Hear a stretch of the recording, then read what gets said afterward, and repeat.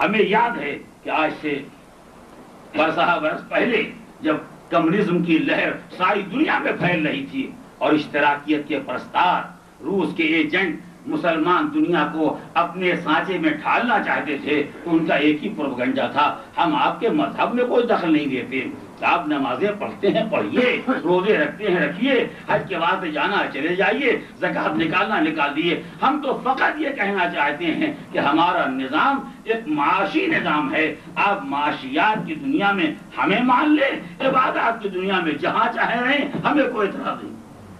کتنے مسلمان کلمہ گو، مسلمان ماں باپ کی اولاد، مسلمان گودیوں کے پلے ہوئے کمیونسٹ ہوئے یا نہیں ہوئے؟ آپ بتائیے کتنے مسلمان تھے جو اشتراکیت کے مارے ہوئے تھے یا نہیں؟ کتنے پڑھے لکھے مسلمان، یہ ڈاکٹر، وہ پروفیسر، وہ یونیورسٹی والے، وہ کالج والے، یہ بڑے مسلمان، وہ چھوٹے مسلمان، یہ سب اشتراکیت کے دل دادا اور پرستار کیوں ہو گئے؟ اس لیے انہیں اپنے مذہب کے بارے میں اتنا ہی معلوم تھا کہ مذہب میں نماز روزہ حج زکوٰۃ ہونا چاہیے، اس کے بعد معاشی نظام ان سے لیں گے، سیاسی نظام برطانیہ سے لائیں گے، اخلاقی نظام کہیں اور سے ڈھونڈ کے لائیں گے، ساری دنیا کے حوالے ہو گئی، فقط محراب اور خانقاہ و مسجد مذہب کے حوالے کر دی گئی۔ اگر ہماری تعلیمات میں، اگر ہمارے مذہبی اعلانات میں یہ کمزوری نہ رہی ہوتی تو ہمارا استحصال یوں نہ کیا جاتا، ہمیں اس طریقے سے استعمال نہ کیا جاتا۔ اب بات آئی ہے تو ایک جملہ کہوں، اور چونکہ آپ اس تاریخ کو جانتے ہیں لہذا آپ اس کی معنویت کو خود پہچان لیں گے، مجھے وضاحت نہیں کرنا پڑے گی۔ اسی لیے مذہب کی پرانی تعلیم کا اثر اور تعلیم کے کمزور ہونے کا اثر، ہم نے دونوں اثرات بڑی بڑی شخصیتوں کی زندگی میں دیکھے۔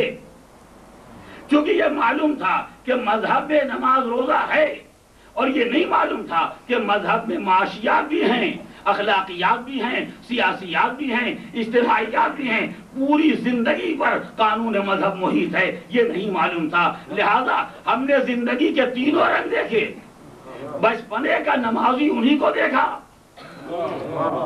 توجہ کریں، آپ پہچانے تو میں سمجھوں کہ کتنے آپ کے سماجی معلومات ہیں۔ بچپنے کے نمازی وہی تھے، جوانی کے بہترین کمیونسٹ وہی تھے، اور آخر وقت کے بے شمار وہی تھے۔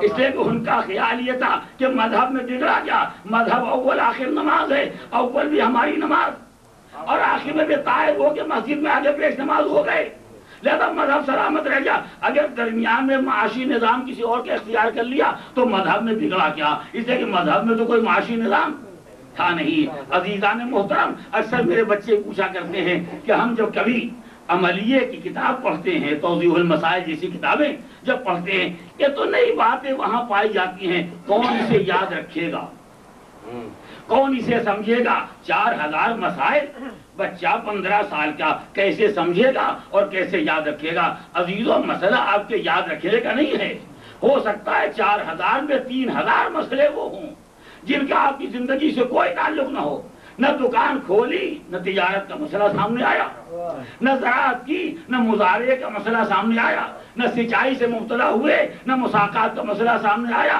نہ کبھی مالک مکان ہوئے کرائے کو اٹھایا، نہ اجارے کا مسئلہ سامنے آیا۔ مسئلہ یہ نہیں ہے کہ یہ مسائل آپ کی زندگی میں سامنے آتے ہیں یا نہیں، مسئلہ یہ کہ ہمیں کتاب بہرحال اتنی ہی موٹی تیار کرنا ہے، اس لیے کہ ہم نے ابتدا میں چھوٹی دینیات لکھ کے دیکھ لیا،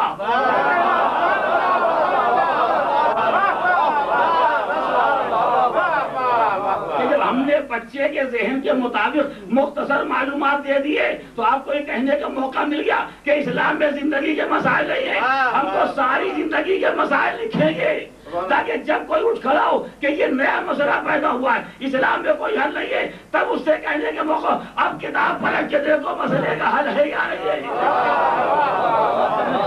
علماء نے ہر دور میں اتنی موٹی موٹی فقہی کتابیں اسی لیے لکھی تھی کہ کوئی اسلام کی تعلیمات کی ہماگیری کو چیلنج نہ کر سکے۔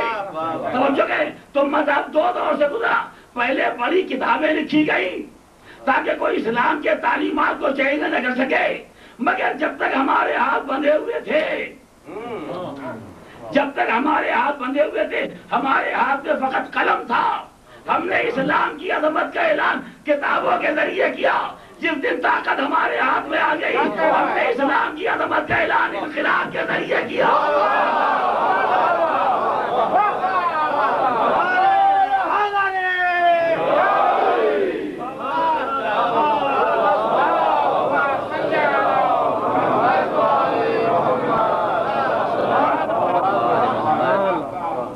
اسلام اور انقلاب نے کوئی نیا دین نہیں بنایا ہے، کوئی نئے قوانین ڈھونڈ کے نہیں نکالے ہیں. یہ وہی قوانین ہیں جو روز اول سے کتابوں میں لکھے جاتے ہیں. بس فقط اتنا تھا کہ مسئلہ کل کتابوں کی حد تک محدود رہ گیا تھا، اس لیے کہ ہمارے ہاتھوں میں اختیار نہیں ہے. ہمارے ہاتھوں میں اختیار آئے تو اختیار کا کل مصرف یہ ہوتا ہے کہ اسلامی تعلیمات کو کتاب سے نکال کے میدان میں رکھا جائے، عملی زندگی میں رکھا جائے، ساحت اعمال میں رکھا جائے، تاکہ انسان کو اندازہ ہو یہ خالی پڑھنے کا مذہب نہیں ہے، یہ عمل کرنے کا مذہب ہے. میں نے ایک لفظ کہا، آپ نے توجہ نہیں کی ہے، یہ مذہب مکمل کتابوں میں تھا. توجہ کریں. انقلابی انسان کا فقط کام یہ ہوتا ہے کہ جو مذہب کتابوں میں ہے اسے نکال کے میدان عمل میں لے آئے. اسی لیے مذہب اگر خالی کتابوں میں رہے گا تو میدان عمل سے محروم رہ جائے گا.